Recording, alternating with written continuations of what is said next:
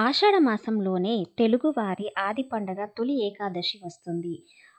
ఆషాఢ శుద్ధ ఏకాదశి రోజున మనం తొలి ఏకాదశి పండుగను జరుపుకుంటాము. ఒక తెలుగు సామెత ప్రకారం తొలి ఏకాదశి నుంచి పండుగలు తీసుకువస్తాయంటారు. అంటే ఏకాదశి నుంచి వరుసగా పండుగలు వస్తూనే ఉంటాయి. హిందువుల తొలి పండుగగా ఖ్యాతికెక్కిన తొలి ఏకాదశి పర్వదినానికి హిందూ సంప్రదాయంలో విశేష స్థానం ఉంది. ఈ నెల 17న తొలి ఏకాదశి పండుగ సందర్భంగా దాని విశిష్టత ఏమిటి? ఈ పండుగ ఎలా జరుపుకోవాలి? అనే విషయాలు ఈ కథనంలో జరుపుకుందాము. మనకు ఒక ఏడాదిలో మొత్తం 24 ఏకాదశులు వస్తాయి. అందులో ఆషాఢ శుద్ధ ఏకాదశిని తొలి ఏకాదశి అంటారు. దీనిని పేలాల పండుగ అని కూడా అంటారు. ఈనాటి నుండి శ్రీ మహావిష్ణువు సాగరంలో శేషతల్పం మీద శయనిస్తాడు. అందుకే దీనిని శయన ఏకాదశి అని కూడా అంటారు. తొలి ఏకాదశి నుంచి దక్షిణాయన పుణ్యకాలం ప్రారంభమవుతుంది.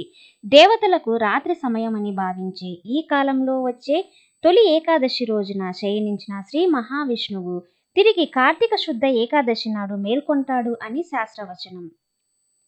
మకర సంక్రాంతి నుంచి 4 నెలల పాటు కొనసాగిన ఉత్తరాయణం పూర్తయి ఇక్కడి నుండి దక్షిణాయనం ప్రారంభమవుతుంది. ఇప్పటి వరకు ఉత్తర దిక్కుగా ప్రయాణించిన సూర్యుడు ఈ రోజు నుంచి దక్షిణ వైపుకు ప్రయాణం సాగిస్తాడు. ఉత్తరాయణం కంటే దక్షిణాయనంలో పండుగలు, పర్వదినాలు ఎక్కువగా వస్తాయి. వాతావరణంలో మార్పులు అధికంగా సంభవిస్తాయి. కాబట్టి ఈ కాలంలో ఆరోగ్యాన్ని జాగ్రత్తగా కాపాడుకోవాలి. అందువల్ల ఈ కాలంలో పెద్దలు వ్రతాలు, పూజలు ఆచరించాలని నిర్దేశించారు.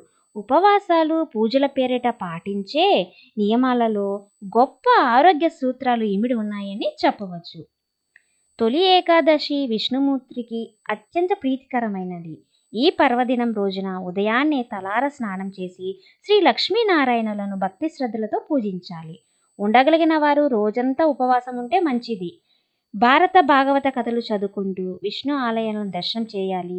సాయంత్రం వేళ విష్ణు సహస్రనామ పారాయణం చేయాలి. రాత్రంతా భగవన్నామ స్మరణ చేస్తూ జాగరం చేయాలి. అనంతరం మరుసటి రోజు దినం ద్వాదశి కడియలు ప్రవేశించగానే ఒక బ్రాహ్మణికి భోజనం పెట్టి ఉపవాస దీక్ష విరమణ చేయాలి. ఇలా చేయడం వలన సంపూర్ణ ఏకాదశి వ్రతం చేసిన ఫలం వస్తుంది. విష్ణుమూర్తి అనుగ్రహము పరిపూర్ణంగా లభిస్తుంది.